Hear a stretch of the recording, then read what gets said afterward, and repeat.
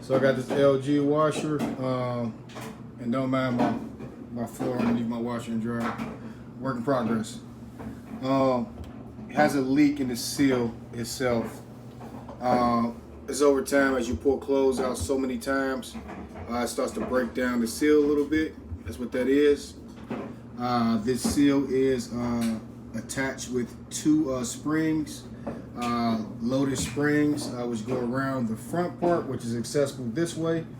And then once you pull out the back, on the back end, which I'll show in another video, there's another spring back here, which is a little bit more accessible when you take off the back. I'm gonna start off by pulling off, start it over. We have this, which you're gonna need for that spring I was talking about. Without this, it's gonna be a lot harder for you getting the job done. Trust me on that. So make sure you have this. They do have this at Amazon. It's about a plier set. I'm not exactly what it's called. Spring removal plier. It's about 10 bucks. Don't mind that sound. And then the new replacement, which does not come with springs because you normally don't need those. This, I'm not sure of the pricing, but I'll put it in the description once I'm done. This is the detergent filler and whatever else you put in your wash. For my set, it might be different than yours. Like I said, this is mine's as reference.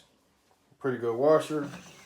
But there's a button here that has to be pushed to enable to pull this out for any reason, and you will have to do that. So push down, pull out, comes right apart. There also are a series of screws, two here which I've removed already. This is where that was, the detergent filler, and then down here as well, where the drain plug is as well. So get those out. And I'm actually trying to figure out how to get this off right now. I'll come back to it and let you know. Once you take off those screws for the drain plug accessory, this comes right out. On the back side, there's a series of screws, but you have to remove all of those. And I'll come back and show you what that looks like after the fact. Quick note, don't break your pan by pulling it out the drain like I did. So I gotta get a new one for that, but don't do that. Just make sure when you pull out the washer, you don't just slide it out because it might be hooked up to a drain for the overflow here for the pan. And the pan is very thin. Series of smaller screws was holding this in place. So I removed that.